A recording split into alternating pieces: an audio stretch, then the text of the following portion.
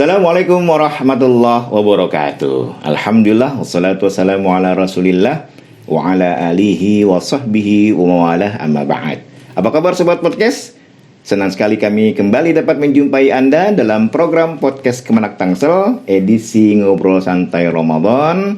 Dan tema kita kali ini cukup menarik, yaitu jangan sombong. Nah, untuk membahas hal tersebut, kami telah mengundang analis kepegawaian kantor Kementerian Agama Kota Tangerang Selatan, yaitu Bapak Haji Rahmat Sukmawan. Mari kita sambut beliau. Assalamualaikum Pak Haji. Waalaikumsalam warahmatullahi wabarakatuh. Sehat Pak Haji? Alhamdulillah. Rahmat Sukmawan apa? MA, MPD, doktor atau apa ini? Rahmat Sukmawan saja. Kenapa? Takut sombong? Takut sombong. Baik Pak Haji, terima kasih atas kehadirannya di podcast kami. Dalam edisi Ngobrol Santai Ramadan ini kita ingin membahas jangan sombong. Ini kan banyak ayat atau hadis, kita sudah tahu lah ya bahwa agama melarang kita untuk sombong. Mungkin bisa sekilas Pak Haji menjelaskan apa sih sombong itu Pak Haji? Ya, baik. Pertama-tama saya bersyukur, alhamdulillah pada kesempatan ini saya bisa hadir di podcast Kemenak Tangsel memenuhi undangan Pak Haji Fuad ini. Alhamdulillah. Tetapi walaupun demikian, di sisi lain saya jadi bertanya-tanya. Kenapa itu? Jadi kalau kita lihat ya di episode sebelumnya itu, ketika membahas tentang apa ahlinya, ketika membahas kemarin tentang apa yang muncul ahlinya. Nah ini kok saya diundang gitu kan di sini. Tetapi akhirnya saya jadi mengapresiasi juga. Ternyata podcast Kemenak Tangsel itu dalam memecahkan atau membahas suatu masalah itu tidak selalu harus dari ahlinya. Misalnya begini, kalau di TV-TV itu kita melihat misalnya ada suatu tindak kejahatan. Dalam tindak kejahatan itu ada pelaku, ada korban. Ternyata setelah pelakunya ketangkep, diwawancarai pelakunya, diinterogasi. Tetapi bukan hanya pelakunya, si korban juga ditanya gitu ya, ditanya-tanya. Dengan demikian, jadi itu untuk mencegah bagaimana supaya tidak terjadi lagi tindak kejahatan seperti itu. Nah, dari hal seperti ini mungkin para ahli yang akan bisa membahas tentang sombong, yang tahu tentang ayat-ayat dilarang sombong dan sebagainya, mereka para ahlinya. Mungkin barangkali saya mah ini pelaku sombong. Ya nggak begitulah. Ya, jadi mungkin bisa sedikit kita diskusi apa sebenarnya arti secara sombong itu apa secara kata itu Pak Haji? Baik, jadi kalau kita ngelihat apa ya susunan dalam makalah itu ya, apa namanya outline itu kan memang ada sih pengertian-pengertian, terus masalah dan sebagainya. Tapi sebelumnya itu ada latar belakang. Betul. Nah, saya ngebahas latar belakangnya. Begitu saya mau berpikir latar belakangnya, kenapa saya memilih sifat sombong? Dan saya juga bertanya lagi, kok kenapa saya dikasih judul itu kan begitu ya? Iya. Tetapi walaupun demikian, saya mengambil hikmahnya. Barangkali karena memang saya itu sering sekali bergaul dengan Pak Haji juga. Misalnya ketika kita habis makan di suatu tempat makan itu, kita makan sop iga sama sate. Kadang-kadang saya tuh dia bercanda begini, alhamdulillah nikmat aja walaupun makan cuma sop iga sama sate begini juga gitu kan ya. Nah, barangkali itu takutnya dikatakan sebagai sombong juga. Karena ciri-ciri orang yang sombong itu salah satunya dia suka merendah padahal ingin ditinggikan. Tadi terselubung ya. Terselubung. Contohnya misalnya begini, saya sering ngelihat itu di Facebook, di apa, dia membagikan foto, mengekspos foto, kata-katanya mengisi kekosongan atau liburan daripada nyari yang mahal-mahal dan jauh, saya cukup di sini saja. Tapi fotonya itu di belakangnya mall, di mall atau di hotel bintang 5 kan begitu. Wah, begitu aja udah sederhana gitu kan ya. Yang mewah gitu. Jadi kalau dari sombong itu sendiri kan, kalau dalam bahasa Indonesianya sombong, barangkali kalau kita melihat bahwa sombong itu dalam bahasa Arabnya itu takabur ya. Takabur.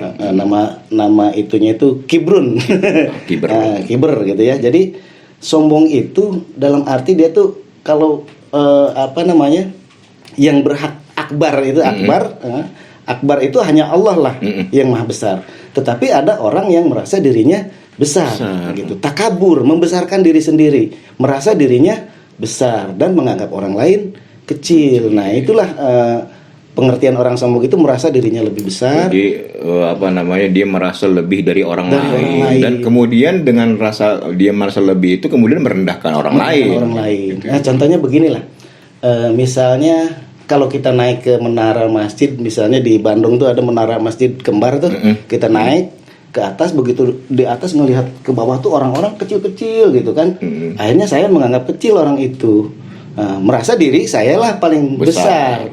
Padahal nggak sadar orang lain yang di bawah ngelihat saya juga kecil juga gitu. Jadi sesungguhnya orang sombong itu ya di mata orang itu kecil betul, sama-sama kecil gitu ya. Nah ini apa yang membuat orang itu bisa berperilaku sombong, penyebabnya apa Pak Ji? Jadi penyebabnya itu sombong banyak hal sih. Di artinya apa hal-hal yang bisa membuat orang itu menjadi sombong? Ya sebenarnya ada kesombongan karena diri merasa besar, misalnya dengan dikasih jabatan atau dia menjadi pimpinan, kemudian lagi orang lain di bawah dia sehingga menjadi sombong. Atau ada juga yang bukan hanya merasa besar, merasa lebih baik. Berarti itu ujub ya. Ujub. Ya. Kalau ujub itu merasa dirinya yang lebih baik, orang lain nggak baik. Ketika seperti itu akhirnya ketika orang lain melakukan sesuatu, lebih baik saya. Gue juga bisa gitu ya. Bisa seperti itu. Memang ada apa-apanya. Nah itu sifat merendahkan itulah yang akhirnya menjadi sombong ya.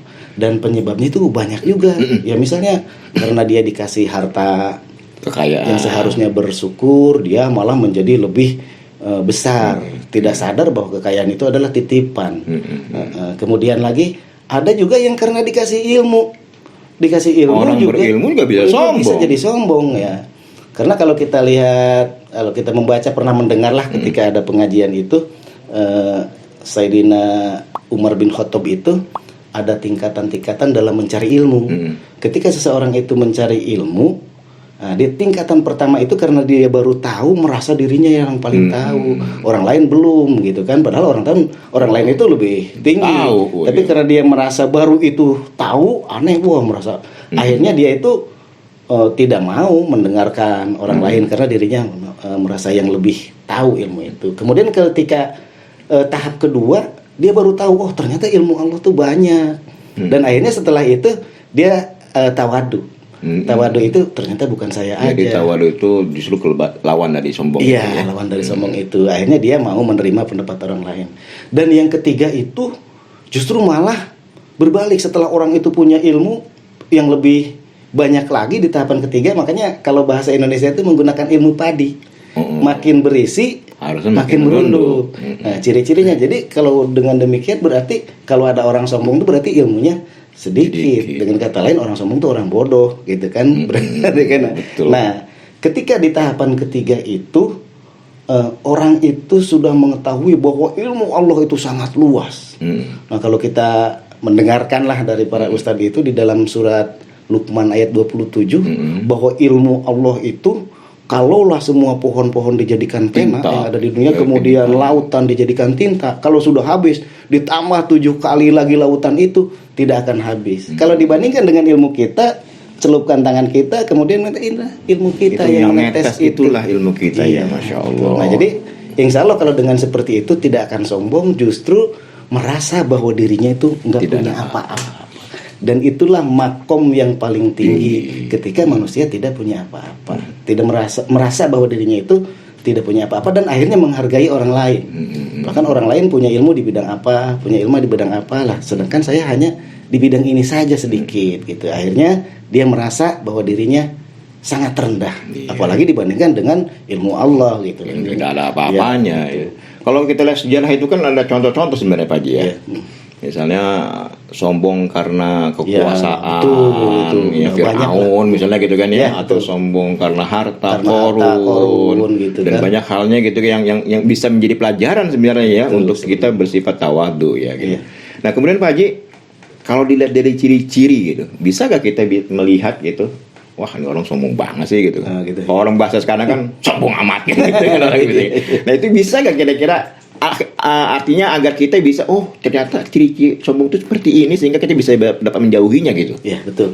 Ya, seperti balik lagi ke arti bahwa sombong itu merasa dirilah yang paling besar, tidak mau menghargai orang lain. Contoh begini saja lah, ini ke kita lah, misalnya di kantor, ketika ada seseorang yang mau bertemu itu dengan pimpinannya saja, pengen ketemu, saya pengen ngobrol dengan Pak kasih apa dan Pak Kepala apa. Sementara di situ tuh bawahan-bawahannya sampai ke OB atau sampai ke satpam sama sekali tidak dihargai ketika Jadi datang ke kantor tuh karena ngeliat OB atau satpam, wah dia nggak biasa aja, kepala di mana atau Pak kasih ini di mana, kan seperti itu. Jadi dia itu hanya memandang yang selevel, selevel. Wah kalau yang main ini nggak level. Nah itu salah satu. Nah ketika kita merasakan seperti itu, ngapain gaul sama dia, nggak level sama kita, obrolannya juga nggak masuk. Nah seperti itu ciri-ciri bahwa kita itu adalah udah masuk sombong, karena kita merasa lebih besar atau merasa lebih agung dari dia, padahal kita nggak tahu bahwa di hadapan Allah itu siapa tuh lebih mulia dia daripada kita. Karena tidak nampak kan, makhluk yang paling mulia itu kan inna akramakum indallahi atqakum. Ya sama lah kalau dulu misalnya Abu Lahab, dia tokoh Quraisy yang dihormati gitu kan, dibandingkan misalnya dengan Bilal yang seorang budak, tapi di mata Allah Bilal justru lebih mulia ketimbang Abu Lahab. Betul. Itu contohnya lagi yang paling besar itu iblis itu.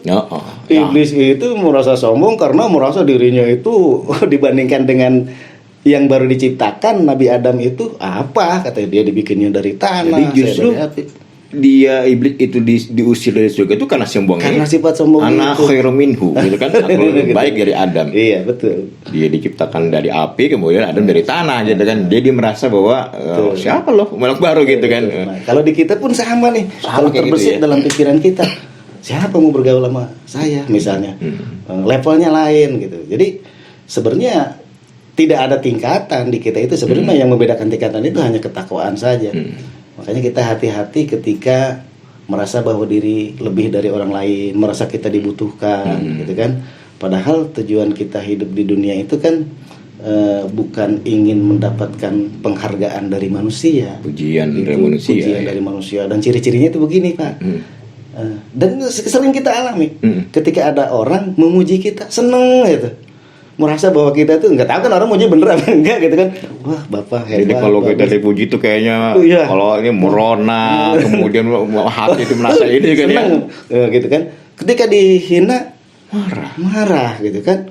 Apalagi tingkat apa berani menghina saya atau beri. Nah seharusnya ketika kita dipuji itu kembalikan lagi. Misalnya kita dipuji. Misalnya ketika ada seorang ngajinya bagus. Wah bapak ngajinya bagus, kembalikan lagi, ya Allah alhamdulillah saya sudah diberikan kemampuan untuk bisa ngaji. Sebenarnya saya nggak bisa apa-apa, kalau Allah nggak memberi itu baliknya lah Allah wala quwata illa billah. Kita mah nggak punya apa-apa, semuanya pinjaman, harta pinjaman.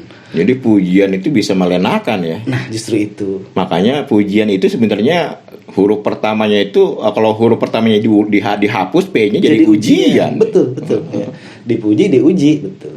Jadi pujian itu sebenarnya mah dapat membuat kita memabukkan. Dan sebaliknya celaan itu juga sebenarnya hanya tidak enak didengar. Orang menghina kita, mencela kita tuh hanya nggak enak didengar aja. Padahal nggak membahayakan. Ya padahal kalau orang menghina sebenarnya kita hina kan. Kita itu dibuat dari zat tetes air hina. Kemudian di dalam badan kita juga nggak mandi 2 hari 3 hari kemana-mana. Apalagi kalau kita udah meninggal. Paling bau itu manusia. Kita jalan kemana-mana di dalam perut kita kotoran. Apa yang mau kita banggakan? Apalagi tentang ilmu. Kita dikasih amnesia aja nggak tahu apa-apa. Habis itu semua. Habis itu semuanya. Masya Allah. Jadi nggak ada yang patut kita sombongkan. Ya, kesombongan itu hanya bagi Allah ya. Bagi Allah betul. Hanya Allah yang boleh sombong gitu. Makanya mungkin Allah sangat benci pada orang yang punya rasa sombong walaupun hanya sebesar-besar. Betul. Jadi itu di dalam suatu hadis juga dikatakan bahwa tidak akan masuk surga apabila seseorang itu ada rasa sombong di dalam hatinya walaupun sebesar debu lah gitu.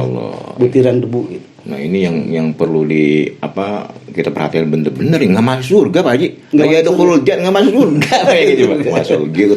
Dia mungkin ibadahnya luar biasa, ilmunya banyak, hartanya banyak, tapi karena ada sombong itu tidak membuat dia menjadi surga. Ketika ibadah juga ya kadang-kadang ada rasa sombong, misalnya ketika kita di musola atau di masjid, ya itu tadi merasa ilmu kita lebih baik ketika orang lain jadi imam, itu mah lebih baik kita. Apaan sih kalau pasek gitu ngomongnya gitu kan ya, akhirnya dia merendahkan orang. Dan akhirnya masih bisaan saya lah. Saya lebih baik daripada dia. Dia karena iblis diusir itu karena anak khorminho itu aku lebih baik.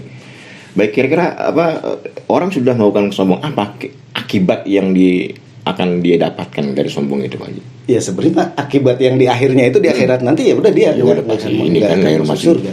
Tapi ketika di dunia nih, ada gak sih orang sombong disukai gitu? Nggak ada orang yang sombong disukai. Sama orang sombong lagi pun dia nggak suka. Misalnya ada orang sombong, lihat orang sombong lagi, udah nggak suka. Apalagi orang baik gitu kan, nggak disukai. Ya kalau udah tidak disukai lagi seperti itu. Tapi ada juga orang itu yang memanfaatkan ketika dia itu sombong, maka dengan kesombongannya dia angkat-angkat dan sebagainya gitu kan, dan akhirnya mengambil manfaat dari kesombongannya kan gitu ya. Bener, malah menjatuhkan nanti. Gitu. Kemudian Pak Haji, gimana nih tip-tip? Apalagi kan sedang puasa ya. Ini kan subhanallah ini puasa udah lapar, kemudian orang lapar tuh bisa gak sombong ya? Bisa saja, terutama ketika kita puasa sunnah ya. Kalau puasa Ramadan ya semuanya kita mayoritas berpuasa. Nah, itu tadi jadi timbulnya itu riya ya. Berarti ketika kita puasa Senin Kamis gitu kan, atau puasa apa saja, puasa sunnah, dia kadang-kadang sebenarnya puasa itu kan lillahi ta'ala, karena Allah. Tapi dia ingin dikatakan lebih baik, dikatakan lebih alim, maka puasanya itu ditunjukkan, ditunjukkan bahwa saya sedang puasa, saya mau puasa ini. Tetapi itu juga kembali ke niatnya lagi. Ada orang yang menyampaikan bahwa dia itu puasa Senin Kamis atau bagaimana agar orang lain bisa mengikuti gitu kan. Nah, itu kembali lagi ke niat. Tapi ada juga yang membicarakan ibadah-ibadah dia cuman karena ingin dikatakan lebih alim. Nah, itu. Jadi hati mah susah lah. Iya. Karena sombong itu adanya di hati. Betul. Kalau sikap itu kan karena memang hatinya ada begitu. Iya, betul. Jadi gimana nih tip untuk terhindar dari sifat sombong? Nah, itu. Jadi seperti tadi bahwa kalau kita sombong itu berarti berada di taraf yang paling rendah. Dan penyebabnya itu salah satunya karena ilmu tadi. Jadi makanya wajib mencari ilmu itu minal mahdi ilal lahdi itu kita terus mencari ilmu ya, apalagi terkait dengan ilmu tentang pengolahan hati gitu kan, supaya kita itu benar-benar jadi apa yang dilakukan itu ikhlas, tidak ingin mendapatkan pujian atau penghargaan dari manusia. Nah, jadi itu kemudian ya kembalinya lagi ke iman, ilmu, amal, ikhlas itu saling berhubungan. Ya, ketika dia beriman, maka dia melakukan sesuatu ya karena Allah. Ilmu, ya kalau udah tahu bahwa ilmunya, kalau seandainya dalam beribadah itu ingin dipuji orang, berarti kan itu. Kemudian amalnya juga tentunya amal-amal yang sesuai dengan ilmunya tadi berdasarkan keimanan dan keikhlasan tentunya. Nah, jadi itu harus banyak berzikir. Berzikir itu dalam arti bukan secara lisan, tapi harus mengingat Allah, maha besar Allah, maha agung Allah dibandingkan dengan kita. Kita itu nggak ada apa-apanya. Kadang-kadang secara sudah biasa, kadang-kadang misalnya seperti begini, Pak, nanti kita podcast bincang-bincang. Oh siap. Nah sebenarnya seperti itu pun udah sombong, merasa diri itu kuat, punya kekuatan. Ya seharusnya insya Allah.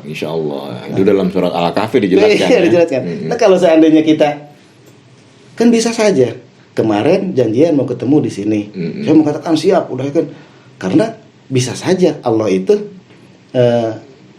memberikan atau ada kejadian lain sehingga kita apa sakit, apa ada janjian apa, urusan apa sehingga nggak jadi. Bahkan ada yang mengatakan kalaulah perjanjian itu walaupun perjanjian baik, misalnya ayo kita ngaji bareng nanti malam Rabu, oh siap.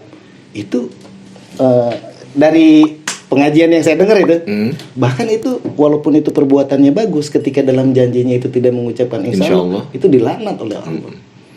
Karena seakan-akan mendahului Allah. Allah. Jadi kita tuh punya kekuatan. Jadi apapun dikatakan bisa bikin ini, gampang. Karena kita punya kekuatan. Padahal kekuatan itu kita stroke saja, misalnya stroke ringan saja udah nggak bisa bikin apa-apa. Bicara pun ya diajak bincang-bincang seperti ini, nggak taunya kita udah bilang siap, stroke nggak bisa ngomong apa-apa gitu. Ya artinya semua atas kehendak Allah, maka harus mengatakan insya Allah. Insya Allah. Jangan kau mengatakan akan melakukan sesuatu esok hari kecuali dengan insya Allah. Insya Allah. Tapi sekarang makna dari insya Allah ini juga kadang-kadang suka udah terdistorsi Pak Haji. Nah itu betul. Kayak misalnya ada anak kecil ya, dia ingin minta dianterin oleh orang tuanya. Apa? Besok anterin aku ke main bola ya. Insya Allah nak, gitu kan. Padahal 80% nggak bakal. Nah, kata anaknya, oh bapak jangan bilang insya Allah. Lo kenapa? Kalau insya Allah bapak bisa nggak jadi. Gitu kan. Jadi makna itu justru itu pendidikan orang tua pada anak. Jangan sampai kalimat insya Allah yang begitu mulia kemudian menjadi jelek. Artinya jadi menyempit ya. Menyempit. Jadi artinya oh insya Allah nggak jadi nih kayak ini gitu kan. Besok Haji datangnya insya Allah ini ya ke acara kami ya. Insya Allah itu kesannya itu nggak jadi nih kayak ini gitu. Insya Allah katanya. Padahal itu anjuran agama ya. Gitu. Berarti kan menuntut ilmu itu harus iya, sampai di situ gitu kan, bahwa insya Allah itu wajib mengucapkannya karena kita nggak punya kemampuan apa-apa gitu kan.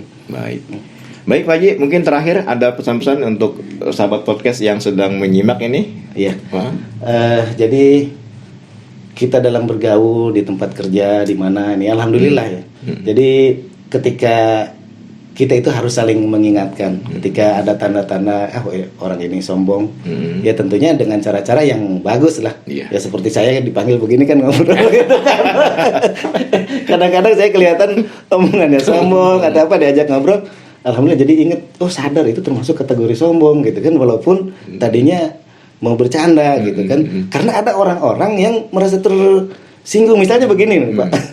Contoh ya, misalnya dalam kehidupan sehari-hari.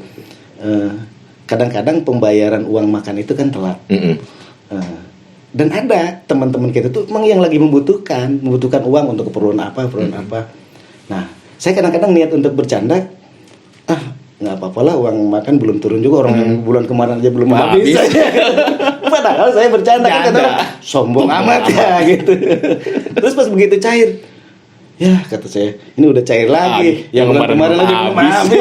Itu kan sebenarnya kita niatnya bercanda, tapi ketika menimpa kepada orang yang sedang butuh sensi itu menyakiti juga ya. Jadi sombong amat gitu kan. Bercanda juga harus dilihat dulu orangnya gitu ya. Jadi memang dalam pergaulan ya kita harus hati-hati, menjaga hati, sebab ya udah akibat akhirnya adalah la yadkhulul jannah gitu ya, tidak masuk surga orang yang mempunyai kesombongan walaupun hanya sebiasa disabi.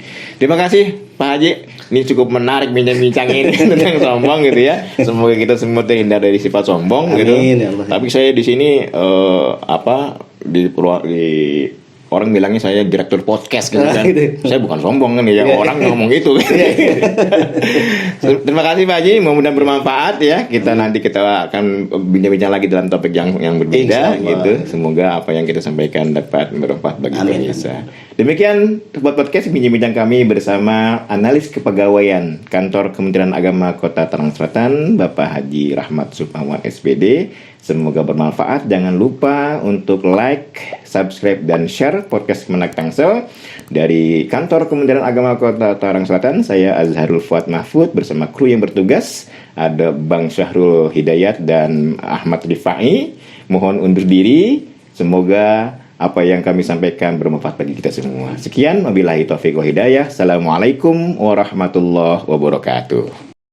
هل هلالك يا هلا بك، هل هلالك يا رمضان، والله اشتقنا فرحنا بك، صوم وطاعة للرحمن.